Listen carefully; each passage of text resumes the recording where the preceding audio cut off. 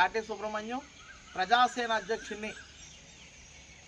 సంక్రాంతి 3 రోజులు మన ఆంధ్రప్రదేశ్ రాష్ట్రంలో ఉన్నటువంటి ప్రజలందరూ కూడా చాలా కోలాహలమైనటువంటి వాతావరణంలో ఆనందంగా చాలా సంతోషంగా పండగ 3 రోజులు జరుపుకోవడం జరిగింది. తిరిగి మరి అందరూ కూడా వారి యొక్క సొంత నివాసాలకు చేరుకోవడం అనేటువంటి జరుగుతుంది. కొత్త అల్లుళ్ళతో ప్రతి గ్రామము చాలా కలకల్లాడడం, అలాగే సంక్రాంతి సంబరాలతో ఈ ఆంధ్రప్రదేశ్ రాష్ట్రం అంతా కూడా ఆనంద సంతోషాలతో కోలాహలంగా మరి మారడం అనేటువంటిది మనం చూసాం. ముఖ్యమైనటువంటి విషయం ఏంటంటే మరి చదువుకున్నటువంటి విద్యార్థులకు 19వ తారీఖు నుంచి స్కూళ్ళు తెరవడం అనేటువంటి జరుగుతుంది.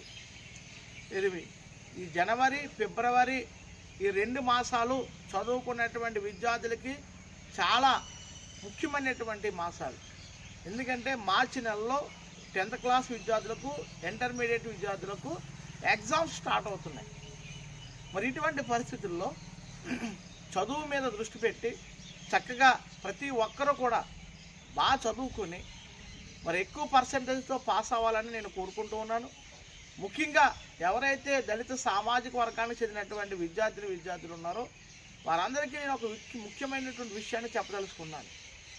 డాక్టర్ బాబాసాహెబ్ అంబేద్కర్ గారు ఈ భారతదేశంలో అత్యున్నతమైనటువంటి రాజ్యాంగాన్ని రచించినప్పుడు ఎవరైతే షెడ్యూల్ కులాలు, షెడ్యూల్ జాతులు, వెనకబడిన తరగతులు ఉన్నారో వారందరికీ రిజర్వేషన్ అనేటువంటిది పెట్టడం జరిగింది.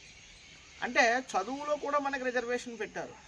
అంటే మన విద్యార్థులందరూ కూడా బాగా చదువుకుంటేనే ఈ సొసైటీలో మనకు గుర్తింపు.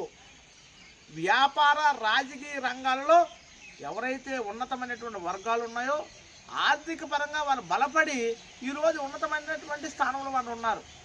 ఇటువంటి పరిస్థితుల్లో షెడ్యూల్ కులాల వారు, షెడ్యూల్ జాతుల వారు చదువునే వృత్తిగా ఎన్నుకుని ఈరోజు ఉన్నతమైన చదువులు చదివి ఉన్నతమైన ఉద్యోగాలు స్థిరపడి ఈరోజు ఆర్థికంగా బలపడుతూ ఉన్నారు. ముఖ్యంగా మన విద్యార్థులందరూ కూడా ఈ ముఖ్య విషయాన్ని గ్రహించాలి.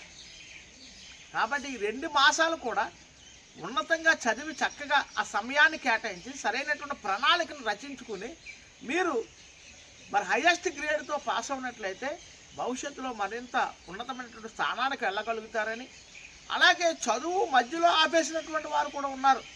చాలామంది నేను గ్రామాల్లోకి వెళ్ళేటప్పుడు పెయింటింగ్ పనులు కానీ ఏదో చిన్న పనులకు వెళుతూ ఉన్నారు.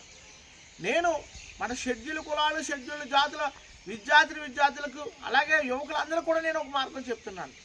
మీరు చదువును కనుక మధ్యలో ఆపేసినట్లయితే తిరిగి కొనసాగించే అవకాశం ఉంటే చదవండి, లేదా వ్యాపార రంగంలోకి రండి. ఈరోజు మన కళ్ళ ముందు చూస్తూ ఉన్నాం. ఈరోజు ఓసీ సామాజిక వర్గం కానీ, ఈరోజు బీసీ సామాజిక వర్గం కానీ ఆ వ్యాపార రంగంలోనూ కూడా అడుగుపెట్టి బాగా ఆర్థికంగా బలపడి ఈరోజు రాజకీయ రంగంలో కూడా వారు ఉన్నతమైనటువంటి స్థానానికి వెళ్ళి విద్యా ఉద్యోగ రంగాలలో ఈరోజు విద్యా సంస్థలను ప్రారంభించి ఈరోజు చాలా ఉన్నతమైన స్థితిలో ఉన్నారు. ముఖ్యంగా దళిత సామాజిక వర్గం గుర్తించుకోవాల్సినటువంటి విషయం అదే. మనం మీటింగ్లు పెట్టి మన సమయాన్ని వృధా చేసి అదిగో ఇదిగో అనేటువంటి మాట్లాడడం కంటే మన యువతని ఇటు విద్యా ఉద్యోగ రంగాలతో పాటు వ్యాపార రంగాలలో కూడా మనం బలపడినప్పుడే, ఎప్పుడైతే ఆర్థికంగా బలపడమో రాజకీయ రంగంలో కూడా మనం ప్రముఖమైనటువంటి స్థానాన్ని అధిష్ఠించడానికి అవకాశం ఉంటుంది. మన పైన వేరే వారికి ప్రభావం కూడా తగ్గుతుంది అనేటువంటి విషయాన్ని మీకు చెప్పదలుచుకున్నాను. కాబట్టి మరి ఈ జనవరి మాసంలో సంక్రాంతి పర్వదినాన్న మీ అందరికీ నేను ఒకే ఒక విషయాన్ని, అంటే విద్యా ఉద్యోగ రంగాలతో పాటు వ్యాపార రంగంలో పెట్టడానికి లక్షలు అవసరంలే. 10,000 రూపాయలతో కూడా వ్యాపారం చేసి మనం ముందుకెళ్ళేటువంటి అవకాశం ఉంది. ఈరోజు చంద్రబాబు నాయుడు గారి ప్రభుత్వం ఎస్సీ కార్పొరేషన్ నిధులను మరి ఇవ్వడం జరుగుతుంది. గతంలో జగన్మోహన్ రెడ్డి గారు దాన్ని క్యాన్సిల్ చేశారు. ఈరోజు మరలా ఇచ్చి ఎస్సీ యువతని మరి వ్యాపార రంగంలో అభివృద్ధి చెందించడానికి చంద్రబాబు నాయుడు గారు, అలాగే పవన్ కళ్యాణ్ గారు, లోకేష్ గారు కూడా సర్వశక్తులు ఒడ్డుతూ ఉన్నారు. కాబట్టి ఇటువంటి ఎస్సీ కార్పొరేషన్ ఇచ్చేటువంటి రుణాలను కూడా వినియోగించుకుని వ్యాపార రంగంలో కూడా స్థిరపడాలని మరి మీ అందరినీ కోరుకుంటూ, ముఖ్యంగా విద్యార్థులు అందరూ కూడా మరి 2 మాసాలు కూడా చక్కటి ప్రణాళికను రచించుకుని మీరు చదివినట్లయితే చాలా భవిష్యత్తులో ఉన్నటువంటి స్థానానికి వెళ్తారు.